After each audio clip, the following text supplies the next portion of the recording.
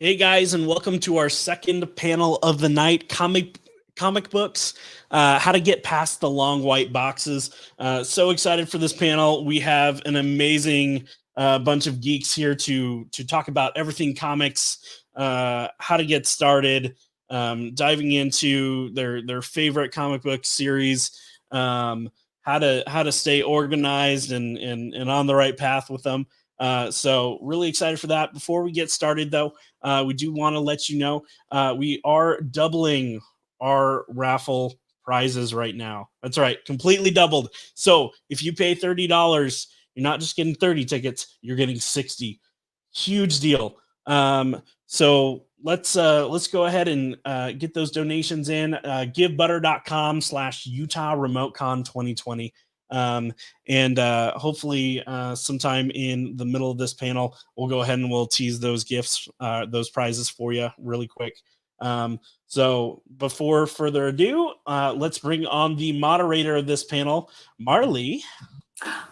That's me. Yay. What's up, Marlee? Oh, not much. Yes, I'm so excited for this topic. It's going to be amazing. Let's have you go ahead and introduce your panelists. Okay. Cool. Who's bringing them in? Are you bringing them in?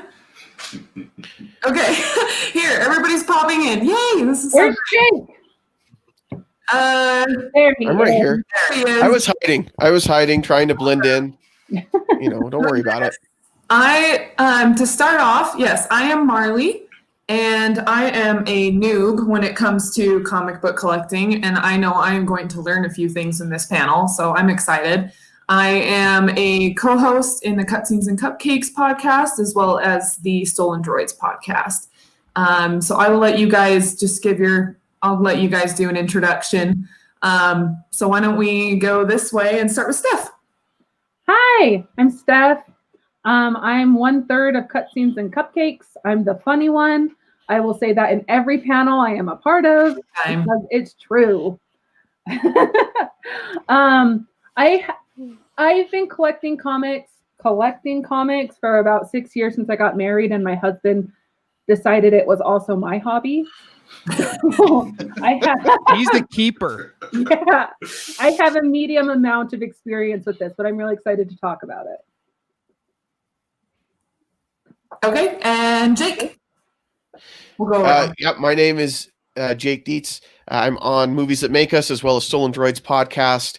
And I've been collecting comics for 27 or so years. I mean, it's been a long time, ever since I was a kid, and I love them. So I'm excited to talk about it tonight. And I don't force my wife to collect them. That's the other thing. Like, if she doesn't want that hobby, that's fine. She has her own hobbies, and I have my hobbies, and it's totally fine. Cool. Okay. Well, what kind of marriage you have? I'm progressive, Steph. I'm progressive like that. Oh, wow. Okay. We're going to keep going around the circle. Let's do Brian next. Okay. Hey, everybody. I'm one of the friends and early backers of Cutscenes and Cupcakes. So, I've been with them since the beginning. I'm happy to say I've been into comic books. I've been collecting comic books, a student of comic books, a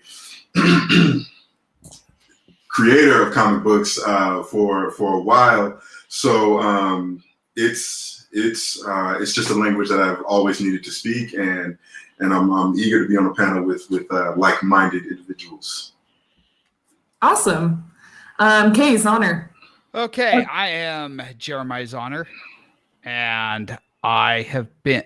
What, Steph? I'm copying Jake. He paused on my screen. Oh, okay. I am on Stolen Droids podcast. I'm also CEO of Stolen Droids Media, although Jake really does all the work, and Colin, who's our MC, they're really the backbone of anything that's going to be done. So I just sit and I bask in their glory, which is awesome. I have been collecting comics since I think about November of 1984, when I was given my very first Superman comic, which was Superman number 401. Although my dad used to read Daredevil comics to me during the Frank Miller run. So, that was late 70s, early 80s. I've been a fan of comics like my whole life. Were those Adventures of Superman 444? What was that? Oh, my first comic was Adventures of Superman 444. Nice. So very nice. Okay, last but certainly not least, let's do Blake. Hi, my name is Blake Casselman. I'm a local filmmaker and screenwriter. I'm the co-writer of a graphic novel called Devil's Triangle, which is available through Amazon.com. And I started collecting comics at the tender age of 7. I'm going to date myself. Back in 1975. I collected comic books pretty consistently up through about 2010. So 35 years. And then the last 10 years have been kind of spotty. So I'll be probably talking more about the old school stuff. Awesome. I'm glad to have all you guys here. It sounds like we've got a really wide range of experience. So I kind of wanted to just go around and each of us just kind of briefly explain like how you got into collecting comic books, and then maybe just list like a couple of your favorite titles. I know that there's a lot to pick from, but maybe just kind of spitball a few of them. So I guess just whoever wants to go first. Blake, why don't you go ahead, start us off? I was about to do 1, 2, 3, not it. Nose goes. On the panel, you guys, we have to talk. That's why people are watching us. I thought I was here to gain knowledge from everyone else. Go ahead, Blake. I got introduced to comics at a pretty early age. I had an aunt who would shop garage sales and flea markets. This is when I was growing up in the Bay Area. And she would give us stuff like Archie and some and Looney Tunes and Disney comics, Daffy Duck and Scrooge McDuck and Mickey Mouse type comics. And I enjoyed them, but my grandma, she ran the toy department at the Woolworths in downtown San Jose back in the 70s. And when we go visit grandma, she would always buy us a toy. And one day I was visiting her and I noticed a comics rack. And I said, well, instead of a toy, can I have one of those? And she goes, you can have 2. So I picked Amazing Spider-Man number 138, Captain America and the Falcon number 118, I believe. And I was hooked. I was hooked mainly on Marvel.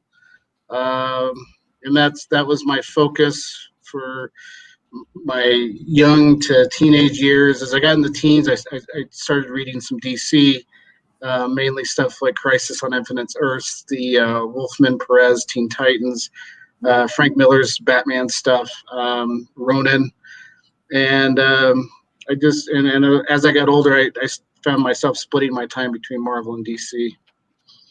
I definitely have to chime in on that, Blake. Well, first of all, I'm from the Bay Area as well. One of my earliest memories of comics had to come from just trading and handing them off. So this would have probably been around maybe late 80s, I want to say 86, 87.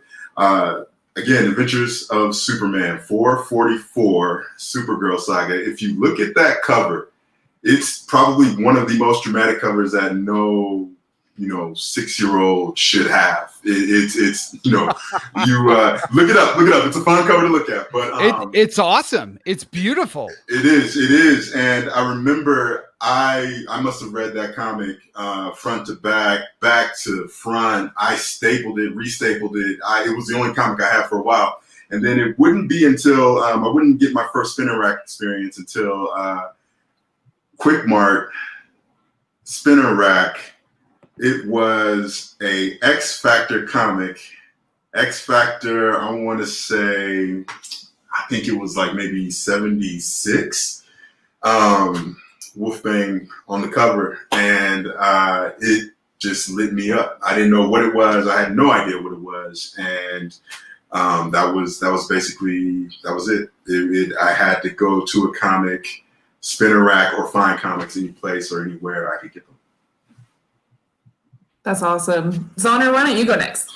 I just want to say, I think it's interesting that we know what our first comics were. How big of nerds are we? I think that's awesome. That's great. I think that's really awesome. So I mentioned my first comic was Superman number 401. I was sick one day, stayed home from school, and one of my mom's coworkers brought it over to me so I'd have something to do besides watch I Love Lucy and The People's Court. Daytime TV sucks so bad now, by the way. But I mean, my dad started me off with reading me bedtime stories. They were the Frank Miller run on Daredevil, which is a real appropriate bedtime story for a 6-year-old. I'm just going to say. But then I did the spinner rack thing at the 7-Eleven and Circle K, G.I. Joe, all of the Star comics, Yes. Those were amazing. Transformers, I'd get whatever they had there. I didn't care what it was. And then I kind of fell out of it. We moved and I didn't have a 7-Eleven right by me. And so I got out of it a bit. And then my dad in, 93 when they killed Superman, he bought me a couple of the black bag editions and the trade paperback. And he said, I know you like comics. And so, here's this, happy birthday. And I seriously was buying like 10 titles a week after that at my local comic store. And I got out of it for a bit, but I've been trying to get caught up.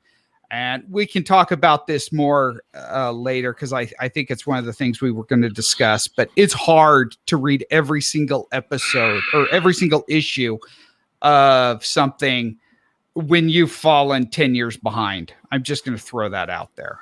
So we'll talk about ways to combat that. Sweet. Jake, why don't you go next? Yeah, I always grew up loving superheroes, but really it was when I was 11. And it was during the death of Superman's story that I really started buying a lot of the comics. For me, it was a kind of an escape. That was right when my parents were going through their divorce. And so it was kind of an opportunity to not deal with reality. And so I went for a good pick-me-up story like the death of Superman to really kind of bolster my spirits.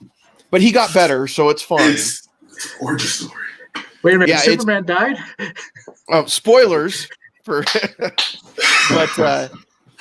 but and then after I started reading Superman and started getting more of those comics, I started picking up a lot of the X-Men comics, and that was really what I was into for my teenage years. And it's still kind of that comfort food that I go back to and check up on whenever I can and pick up some of their stories. I really like what they're doing now with it, but that's how I got into it.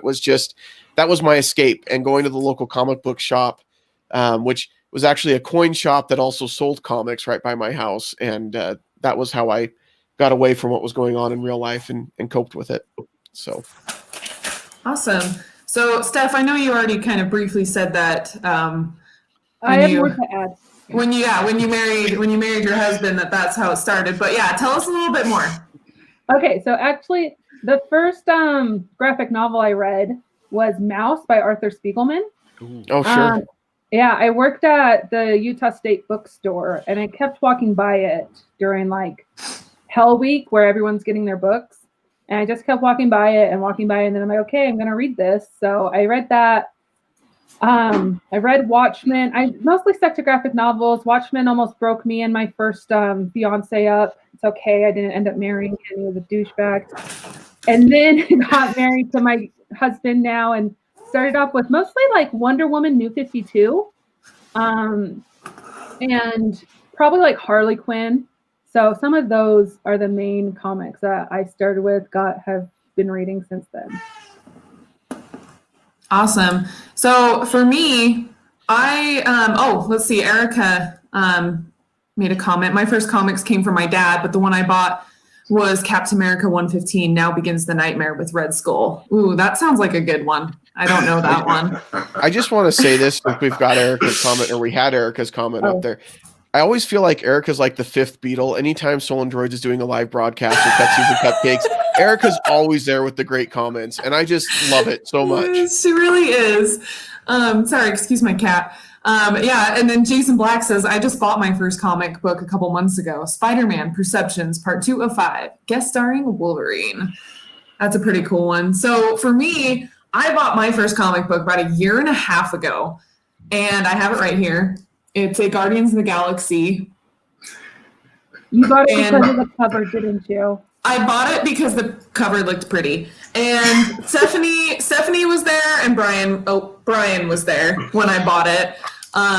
Because we went on this like big trip to Denver and visited Mile High Comics, which is like this huge comic book store, warehouse. And it was so much fun. Yeah, it was so much fun, and to really like kind of jumpstart my comic book collecting. Because for me, like a lot of comic books, and I still feel this way, it's overwhelming, and I want to get past that, because now that I've kind of gotten a few more titles under my sleeve, and just trying to get more and more, and definitely Brian is one of my suppliers. He's your dealer. Yeah, he really is. Like almost every time I see him, he's like, "Here's a new comic book." It's the Avengers, the video game that just came out, Marvel's Avengers. They also have like comic books kind of going along with it, and so those issues have been releasing the past year. So yeah, kind of going back to like feeling overwhelmed. There are just so many options, and a lot of people just never pick up a book for that reason. So I guess asking you guys, the panelists, how do you get started reading comics? Like, where do you go, and like, how do you know like what to look for? My advice is to start where I started. I was drawn to Spider-Man and Captain America. It's what you're drawn to. It's what you're interested in. I mean, nowadays it's cool because even if you don't want to do superheroes, you don't like superheroes, there's so many choices of comics out there that are other genres. If you're into horror, there's plenty of horror comics to check out. If you're into sci-fi, same thing. Even if you're into like romance, there's so many choices out there, so many interesting indie comics and comics done by the bigger companies that are not superhero comics. But I mean, if there's something that has grabbed your attention, let's say you really love the newer Spider-Man movies, check out the Spider-Man comics. And as you get into those, obviously there's a whole Marvel universe, or if you really love the Wonder Woman movie, check out Wonder Woman. Then you got a whole DC universe you can check out. I think you just start small and just kind of build out from there. I would agree. And I think kind of like you did, Marlee, with your first comic, you thought the cover was pretty. I think comics are definitely books that you can judge somewhat by the cover. If you look at it and the cover art is appealing to you, then it's possible that what's inside may be appealing as well. Possible. I'm going to throw it out there, though. That is true. I've bought issues where I open it up, and I'm sorry, Steph. I open it up, and I'm like, that book was not as good as the cover. Like, the cover made me think it was going to be really good, and then I read it, I was like, no, that was crap. Yeah, it's not always, but sometimes. I love the Bombshell series with the DC women. Mm-hmm. And the art is so cool in the covers, and they don't follow through with it in the books. Yeah, definitely look inside the books. Look for artists or styles that you like, and then look for those names. Yeah, and that can be a starting place for you too. If you're looking at, say you really like Brian Bendis, you can just start looking for everything he's written, and then you can again expand from there as you get familiar with other artists or other writers. I think that's a great way to do it.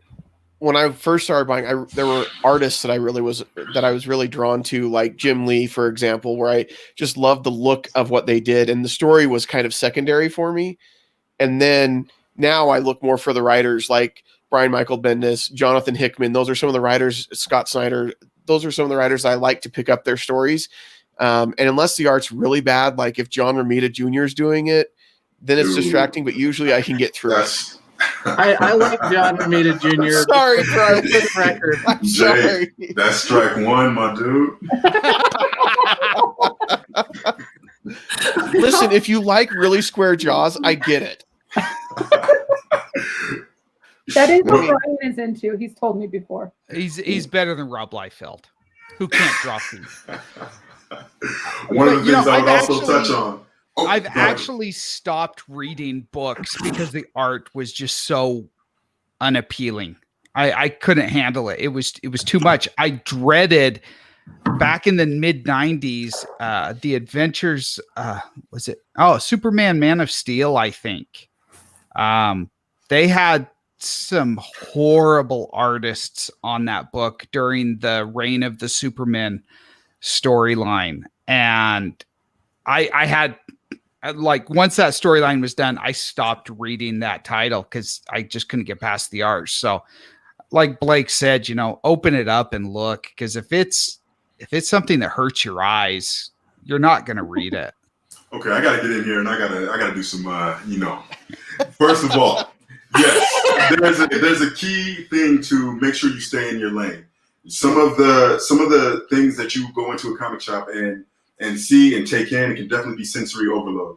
You want to pay attention to either your hero, like Blake touched on, or the writing staff, or the art that is featured in the book. Of course, Jim Lee, or your Rob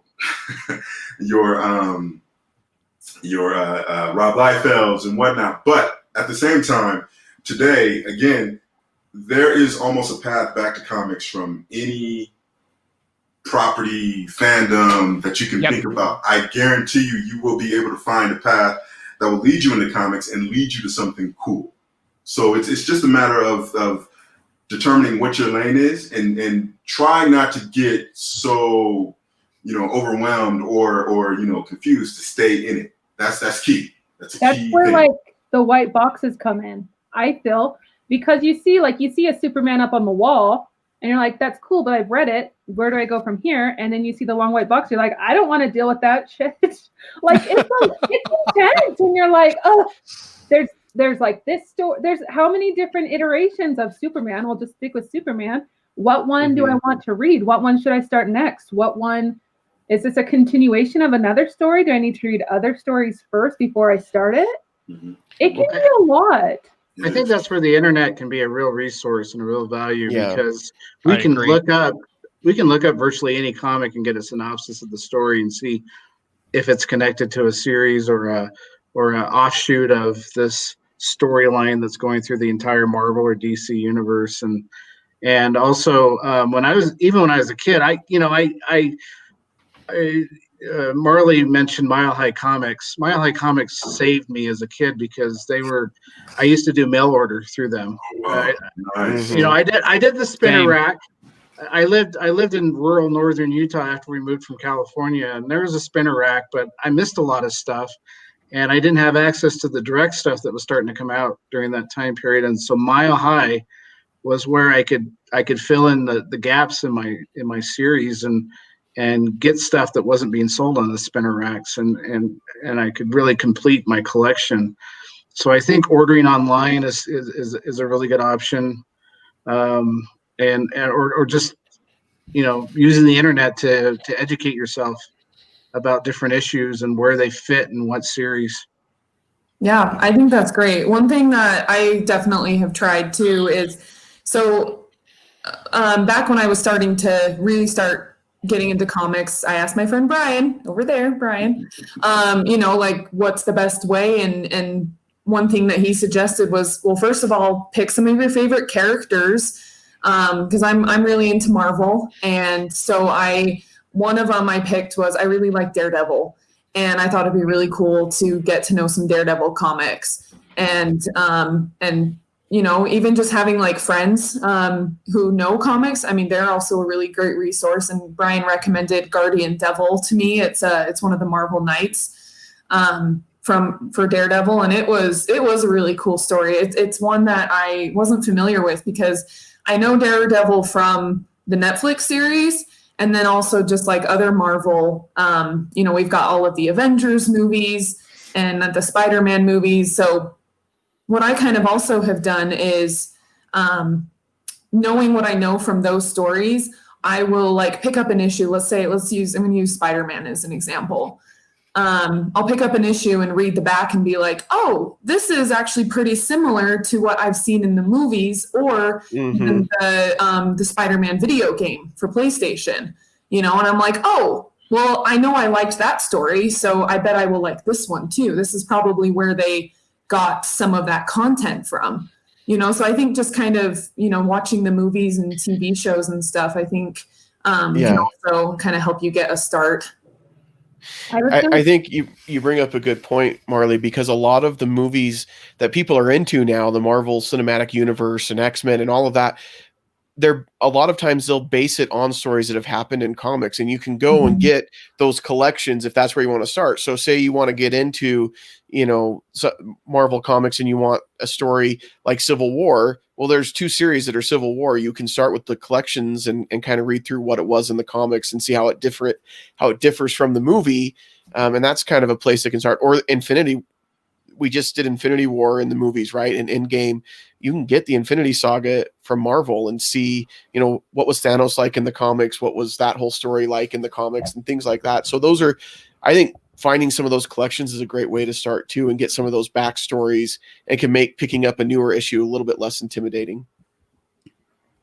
And one of the things kind of piggybacking on that, Jake, that I love to do is like when Daredevil came out on Netflix, not the Ben Affleck one, but when that one came out on Netflix, after I watched the series, I thought, okay, I want to read some more Daredevil. What was this loosely based on? And it's Born Again by Frank Miller and John Romita Jr. And so I went and I got that collected edition and I read through it. The Man Without Fear. Sorry, not Born Again. The Man Without Fear. Come on. Born Again was Frank Miller and David Mazzucchelli, and they did draw some stuff from that series. It's fantastic. Yeah, but I mean, if like you guys are saying, if there's something that you like, and like Brian said, everything ties back to comics now. I mean, Inception. My wife and I went and saw that when it was in the theaters, and she said, "Oh, I love that Hollywood finally came up with something original." They did that exact same thing in a Scrooge McDuck comic book. And she did not like me telling her that, but everything ties back to comics. You can find something that will be appealing to you. Yeah. They even do comics of adaptations of like Brandon Sanderson's series, Michael Moorcock, even classic works, Jane Austen, Charles I Dickens. saw the Bible comic book the other day. The thing was like this Bible right up here. What's that? I have the Action Bible, right? I'll go get it. I'm sure. Yeah, that's what I saw. The Action Bible. It's a freaking comic book of the Bible. Wow, that's cool. So, what are some of the advantages of getting like collections? Like when you're getting into a particular title, is there any, or is it just better to get single issues? Like what's kind of the advantages and disadvantages of that? There's definitely an advantage in the sense of just kind of giving you sections to kind of reference. So, for example, let's just go back to that images of the long white boxes and how overwhelming that is, right? So, if your new comics are your episodes on primetime TV airing currently. That's your new comics. The bins, that's basically think of it as like that's streaming. That's just basically going through a catalog of streaming. And then your collected editions, those are your DVD bundles. So you basically have access to your whether it's a trade graphic novel, you have a complete reading to get through, and you don't have to worry about finding issue 13. You don't have to worry about what will be the cliffhanger. I mean, it'll probably prompt you to want to read more, but you have a concise measurement of what you need to get through. Concise arc right there. Well, and I think depending on what stories you want to read, if it's an older story and you want to go back, it's harder to find those older issues, especially for key stories. So say you go and you see X-Men Days of Future Past or Dark Phoenix and you wonder, why can't they make a good movie? Why is the Phoenix movie always so bad? And you want to go back and actually read the comics, it's harder to find those specific issues because they're rare and they're valuable because of the story that it deals with. But you can find the collection and still read that story and get the experience of what happened that way. And so I think, especially when you're going into some of the older stories, it's convenient and definitely cheaper than trying to find the specific single issues. Now there is a way to reading single issues without having to spend a ton of money and having to find rare issues, even going back. Both Marvel and DC have digital subscription services where you can go in and pay $60 a year and you can have access to most of their back catalog of single issues, as long as you're okay reading them digitally. That's the catch. I mean, if you need to have the book in your hand, then I would say go find the collections and spend $20 and spend it instead of, 150, 200 or more trying to buy these single issues on eBay or through some of the comic book online dealerships. But if you're okay reading digital issues, you can basically, for $60 a year, you can read the entire history of Marvel comics from the early 60s up till now. I think with new comics, they publish them either 1 or 2 months after their release. Yeah, there's a little delay. There's a little delay, but you don't have to wait too long. So it's a pretty valuable resource. So earlier, Colin kind of asked this question. When you're getting started, is it best to start with an old series or one of the new ones? Is it expensive to start with the older series? It's expensive regardless anymore. It is. I mean, if you want to start reading Fantastic Four from the very beginning, you can buy a trade paperback. It's going to cost you like $20 to $24, but it reprints the color editions of the early Jack Kirby, Stan Lee stuff, starting with Fantastic Four #1, and each collection publishes like 24 issues or 23 issues in an annual. So you can go back to the very beginning of Marvel Comics if you want to have the hard copies, but you just buy them in the collections, because buying them individually is just going to be impossible unless you're independently wealthy. Yeah, and it can get overwhelming too, especially when you've got series that go back to the 60s or even further in the case of like Batman and Superman. But the cool thing is both DC, Marvel, all of the comic book publishers, they have jumping on points that are built in the series throughout the decades that they've been around. And so, that's again a little bit of internet research to find out where a good jumping on point is, or finding some of those stories that you can go and get into that particular character. It's similar to like if you're a Doctor Who fan, like picking up with Christopher Eccleston is much easier than trying to go back to 1963 and watching the old Doctor, because things have changed. And when you read older comics, they're very different than the comic books that you're going to pick up today. The artwork is different. The storytelling is different. It flows and feels differently. And so that may turn you off. And so it may be better to start with a newer story at a good jumping on point. A lot of series have started over at #1 throughout the years. Yes. Yep. As the universe has been rebooted or that character has been rebooted. They just rebooted Fantastic Four after they were not a series for a number of years. Yep. For whatever reason, if you go and you buy an issue of Wolverine #1 or first appearance of Wolverine for $1,500, I feel I have failed you in this panel. So let me make another thing clear. There's also an amazing thing, an advantage, a resource that everybody can check out at their comic shops, and Free Comic Book Day essentially is excellent for jumping on, because you get publishers from the big two all the way down to some publishers you may not even be familiar with are having free offerings that are available through local comic book shops, and you can literally go to Free Comic Book Day. Depending on where you go, there may be a line, but you'll have access to all these titles, and you'll get some stories, you'll get some clusters of some really good jumping on points, and it's fun. It's a really engaging, fun, especially for getting into comics. It's a very fun activity. Well, and I think you bring up a good resource just in general. your local comic book store. I mean, go there. These guys are willing to help you most of the time. I mean, most of them locally to Salt Lake are pretty good about if you go in, they will help you find what you're looking for, because here's the thing. They want you to buy comics, not just today, but they want you to come back next week and buy comics, and the week after that. Their business thrives on return customers. So they want to help you find something that you love, so you keep coming back and buying more. Yeah. Absolutely. Aside from just being passionate about it. Absolutely. Yeah.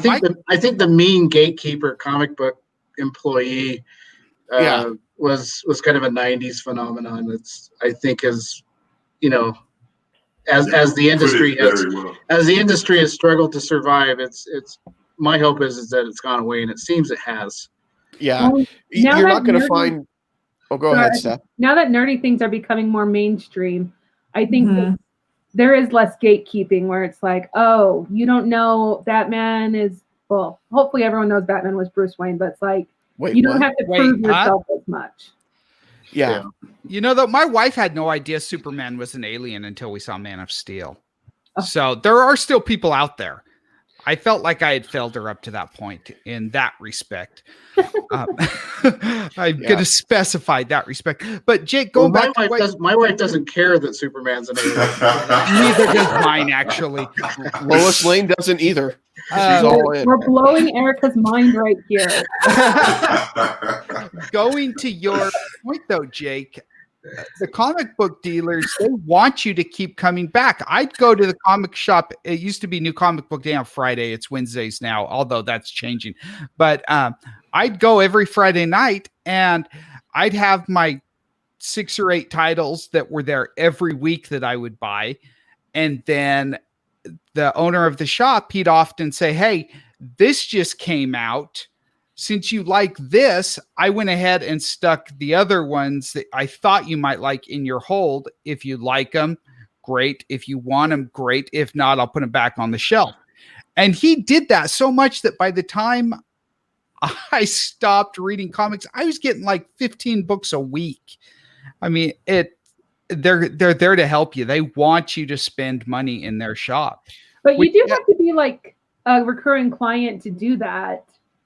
I feel like comic book stores are a hub of like where you can go and be nerdy and be with people, but you can't just hop in one time and feel like that's going to be your go-to from there on out, you know?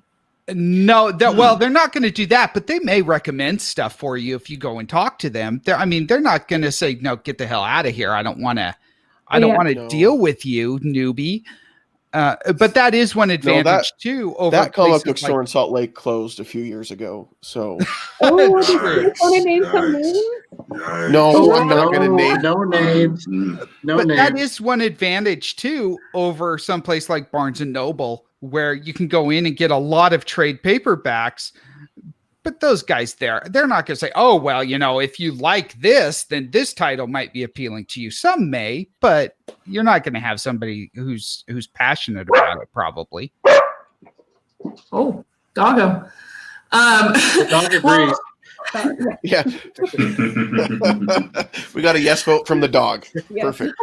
Well, and it definitely, I think it's awesome to ask questions, whether you're there with friends or if you're the only one in the store and it's just you and the worker, like ask questions. Like, I guess don't be shy. A few months ago, I was visiting St. George and I went to a store there and I was by myself and I just felt like buying comic books, like the nerd that I am. And I also just wanted to check it out, but I just went up to the worker and I was talking to him about, I'm like, oh, I really like Daredevil. And I'm like, what are the comic books that, like, what stories did they take the Netflix series from? Like how, and just kind of just asking those questions. I mean, because those guys are pretty knowledgeable. And this guy in particular, he was really nice and he was helpful. I can't say that for everyone, but I think just if you ask, and just kind of start the conversation, I think that can be a really great resource too. I love that you went while you were out of town to a comic book store and hey. I just want Ryan to know that John Romita Jr.'s artwork is horrible. Thank you. No.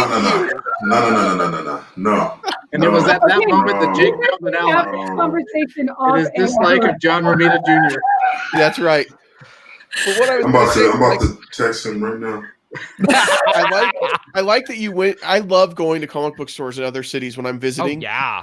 Just because you walk in and you're like, oh, these are my people. Like, you just feel, it's a way to feel at home when you're someplace else. And so I think that's really cool that you went in St. George. And most of the time, I know we talked about they want to sell you comic books, but I do really want to emphasize a lot of the comic book shop owners and workers, they are passionate about the comics too. And that's really great. And it goes beyond just wanting to make a buck. They really do care about what they're doing and what they're selling, and they are happy to help. I mean, my two favorite places to go in Salt Lake, Dr. Volt's and Black Cat, like, they're awesome. Awesome.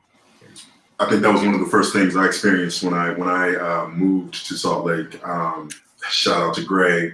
Yes. Walking into the comic shops were just it's a different language, kind of like you mentioned. I have the same pastime. I have the same hobby. Wherever I'm at, I'm gonna find a comic shop. I'm gonna try and find. It's almost like a to kind of use a video game reference. It's a Pokestop. It's like a cantina of a hub. That's kind of how I see it. And you walk in, and you see a different culture, you see a different vibe, and it's kind of so cool to see what that comic shop particularly specializes in versus what they may not, and to have those conversations. Absolutely. Yeah, when I was in DC last year, we went to a comic book shop that was really cool, and I ended up getting an AOC comic that's really awesome, which is cool coming from a place like DC. And then in Colorado, they had an LGBT one at Mile High that was really cool. And they, as we were like buying everything, they were setting up for a all ages drag show. So it is kind of cool to see like these different places like doing their own local thing. And in fact, one of the prizes tonight is a copy of the Goal series that comes from Utah. Yep. Ooh. Brian donated GULL, it right? because at Black Cat, I had already checked out, and I said throw it on his tab, and I haven't paid him back. Well, thanks, Brian. Well, I'm glad we're letting all of that out of the bag. I mean, that's great. I'm trying to be honest here. But Oh my goodness. Any other like tips, advice, like anything that you guys want to give to someone like a noob? I mean, I still consider myself a noob. But anything else that you guys want to say? Put yourself on a budget. Comic books, I mean, back to when I first started collecting them, it was 25 cents for a comic book. And I remember when comic books hit $1 when I was in high school, it was like, holy crap, they're so expensive now. But, put yourself on a budget, and, you're going to get, if you interact with the staff, they're going to recommend a lot of stuff from you. But keep it in your head. This is how much I can spend every 2 weeks or every month, and keep to it. Don't make your enjoyment of comics a financial strain, because that kind of takes it from me, that takes away the enjoyment of comics. I agree. Go ahead, Jake. I was going to say, if you're one that you've got to read every issue of every series or whatever that comes out every week, then getting something like Marvel's subscription or a DC subscription so you can read the digitals is going to be much better for you and your pocketbook, and probably your marriage, honestly, because it can get really expensive really fast. Oh, totally. And, that was one thing when I started buying comics again, my wife said to me, how are you going to restrict what you buy so that you don't go broke doing this? And that's a big deal. So if you can only do 1 or 2 titles a month, pick the 1 or 2 titles that you really have interest in, and then maybe branch out from there if that's a possibility down the road. The other thing I do to at least give series that I can't afford, or to give certain authors or certain titles a try, is I use the library as a resource. They have a lot of collections. They have a lot of graphic novels that you can check out from both the county and city library systems. And so that's been a valuable resource to help me not spend too much money on my comics, yet keep my reading experience as wide as I want it to be. Mm-hmm. And keep in mind, stay focused. Again, that's so important. It's easy. It's so easy to get distracted. And you want to, let's say, I want to see when Spider-Man actually gets the black suit. Stay on that journey. I promise you, because there's so many situations in which, again, whether it's the comic store proprietors or whether it's Marvel, DC themselves, go to this issue, maybe see what happens in this issue. Stay focused. I have a specific goal. I'm looking for when Spider-Man got his black suit. I'm going to stay there, and then maybe I'll come back. Stay focused. Yeah. I beg you, stay focused. Along those lines, Brian, even in certain storylines, I mean, you look at the Blackest Night storyline from DC a few years ago. There's something like 150 titles that cover that. Yeah. But the main storyline is much, much shorter. If you just want to know what Hal Jordan does and how, how it applies to the Green Lanterns, and you don't care about Hawk and Dove or, all these other, the Outsiders. Steph, Batman and the Outsiders. Like Pony Boy and Soda Pop? Yes. Exactly. But you can, and that's another place where the collected editions come in really handy, because you don't necessarily need to wade through 151 issues. You can wade through 35 and call it good. Yeah. I think these guys touched on it too. I think we see a bunch of like tenured comic book people with all their little copies, their boxes full of single editions, rare things. Don't be afraid to just get your collections. If you just want to know the story, get the book. Also, they look better on a bookshelf than a single copy does anyways. They really do.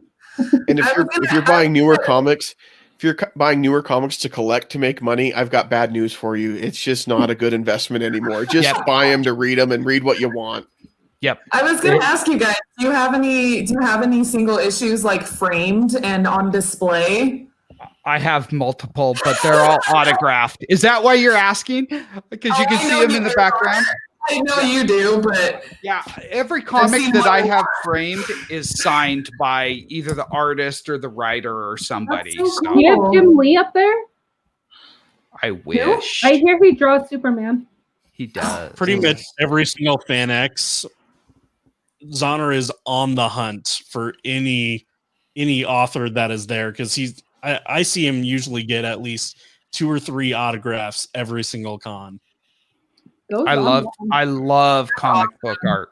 I love it. He had me sign one last time. I don't know why. I think I brought the value of the book down. I was like, Jake Dietz. But it was a John Romita Jr. cover. That's so what I was about to say, Jake. Me and John Romita are going to be looking for you next con. We're coming at you. Hey, if he comes to FedEx, I'll go look for him too. Like, that's no problem. He had you sign the John Romita 9/11 comic with a black pen.